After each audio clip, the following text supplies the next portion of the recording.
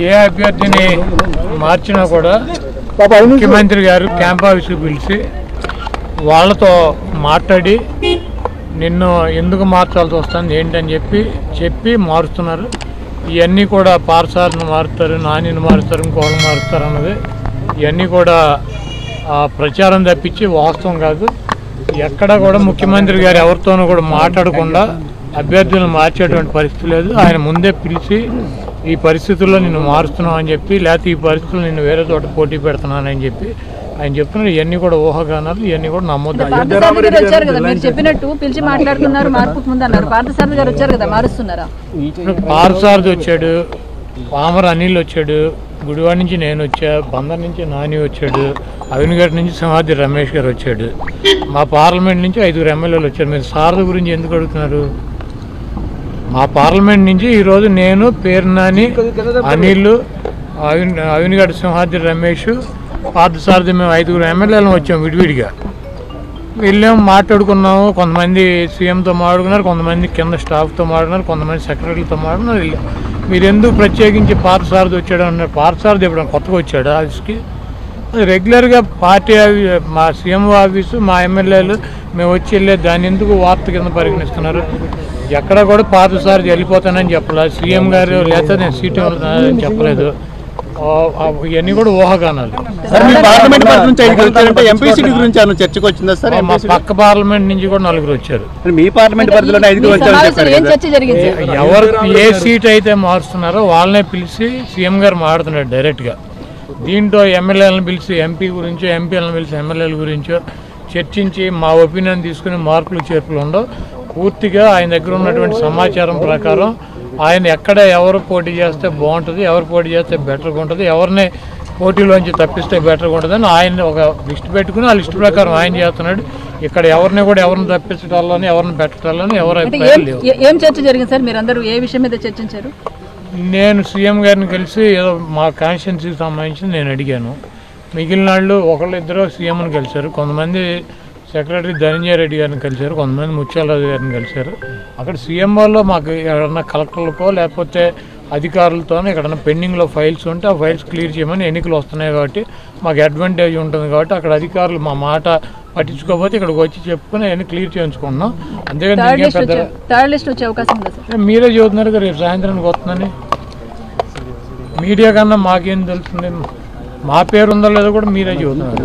మీరు Telangana CM appointment కోరారని కూడా ప్రచారం జరుగుతుంది సార్, అందులో వస్తుందా పని?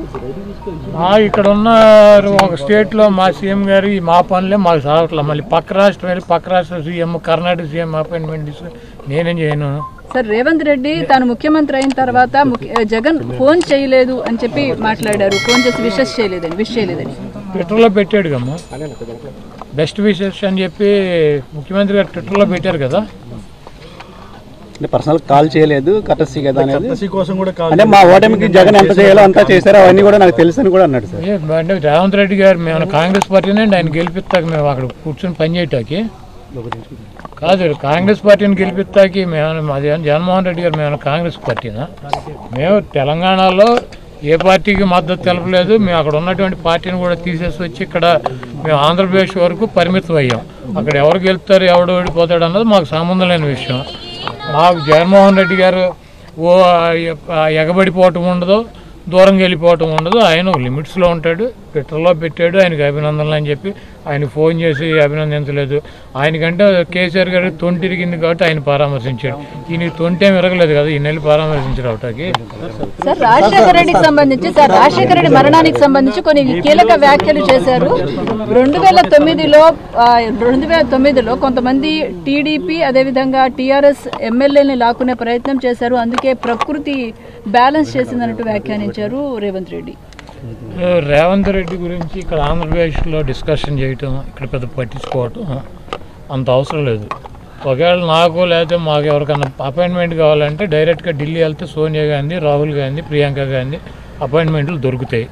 అక్కడి నుంచి ఒక ఫోన్ చేయించుకుంటే ఇక్కడ రేవంత్ రెడ్డి చేస్తాడు. కాబట్టి ప్రత్యేకంగా మాకు రేవంత్ రెడ్డి అపాయింట్మెంట్ తీసుకోవటం, రేవంత్ దగ్గరికి వెళ్ళటం. రేవంత్ రెడ్డి ఏదైనా ప్రాంతీయ పార్టీనా? రేవంత్ రెడ్డి సుప్రీమా? వాళ్ళే ముఖ్యమంత్రిగా పెట్టుకున్నారు, ఆయన ఆ పదవిని ఎంజాయ్ చేయమనండి. ఊరిని ఇవన్నీ ముఖ్యమంత్రి గురించి వాళ్ళ గురించి నాకు ఫోన్ చేయలేదు, ఏం దీనికి ఫోన్ చేసేది ఆయన ట్విట్టర్లో పెట్టాడు మర్యాదగా, కంగ్రాచులేషన్స్ ముఖ్యమంత్రి అయినందుకని చెప్పి. నాకు ఫోన్ చేయలేదు, నన్ను వచ్చి కలవలేదు. ఎందుకు ఫోన్ చేస్తారు, ఎందుకు వెళ్ళి కలుస్తారు? వాళ్ళ పద్ధతి ఒక రకంగా ఉంటుంది. మా చంద్రబాబు నాయుడు అయితే ఎవడు ముఖ్యమంత్రి అవుతాడని చూసుకుంటూ ఉంటాడు, టప్పుడు ఫోన్ కొట్టి నేనే నిన్ను గెలిపించానని చెబుతాడు. మాకు ఆ పరిస్థితి లేదు, మేము అంత ఎగబడాల్సిన అవసరం లేదు. కాబట్టి ఇవన్నీ రేవంత్ రెడ్డినో లేకపోతే పక్క రాష్ట్ర ముఖ్యమంత్రులను పట్టించుకునే టైం జగన్మోహన్ రెడ్డి గారికి లేదు. మాకు ఇక్కడ మా రాష్ట్రము, మా రాష్ట్ర పరిస్థితులు, ఇక్కడ ఉన్నటువంటి ప్రజానీకం, ఇక్కడ ఉన్నటువంటి పొలిటికల్ సిచ్యువేషన్స్లోనే మేము ఉంటాము. మాకు ఈ రాష్ట్రంలో తప్పించి పక్క రాష్ట్రాల్లో మాకు పార్టీ ఉంది కదా, ఎందుకు తీసాం? వద్దనుకునే కదా. ఒక ఎంపీ గెలిచాం, ఖమ్మం జిల్లాలో 3 ఎమ్మెల్యేలు గెలిచాం. మేము పోటీ చేసిన ప్రతి చోట 40,000 50,000 ఓట్లు వచ్చినాయి. అయినా కూడా వద్దనుకుని మేము ఇక్కడికి ఎందుకు వచ్చాం? మాకు అవసరం లేదనే కదా పక్క రాష్ట్ర రాజకీయాల్లో. మళ్ళీ ఇప్పుడు ఏదో ఇవన్నీ కూడా ఏపీ రాధాకృష్ణ పని పాట లేకుండా అక్కడ ఒక సొల్లు ఎకిలి పురాణం అని ఒకటి పెట్టి ఆ ఎకిలి ప్రోగ్రాంలో పెట్టే కార్యక్రమం ఇవన్నీ పెద్ద మాట్లాడుకుంటారు.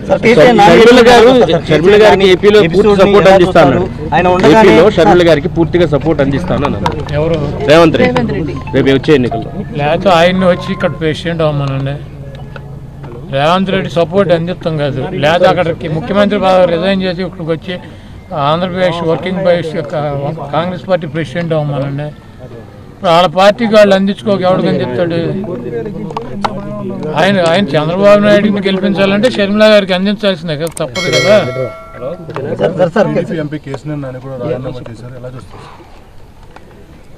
చంద్రబాబు నాయుడు చాలా స్పష్టంగా డబ్బులకి సీట్లు అమ్ముకుంటున్నాడు.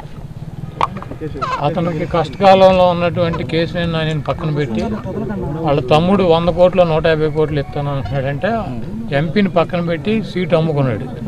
అతను మా గుడివాడ క్యాండిడేట్, ఇద్దరు పార్ట్నర్స్, ఇద్దరు చెరువు 100 ఖర్చు పెడుతున్నారు. సీట్లు 2 అమ్మేశాడు.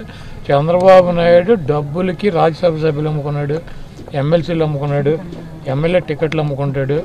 ఆడు చంద్రబాబు అనేవాడు 420 ఎన్టీఆర్ఆర్ పెట్టినటువంటి పార్టీలో పందికొక్కులాగా చేరి డబ్బులు నిన్న ఇక్కడ మీటింగ్లో చెబుతున్నాడు, మీరందరూ నేను 40 ఒక్కొక్కళ్ళకి పిల్లలకి 15,000 ఇస్తాను సంవత్సరానికి, 4 5 పిల్లల్ని కనమని చెప్పి. ఆ 15,000 నీ పప్పు గడికి ఆడితో కనిపించవు 4 5.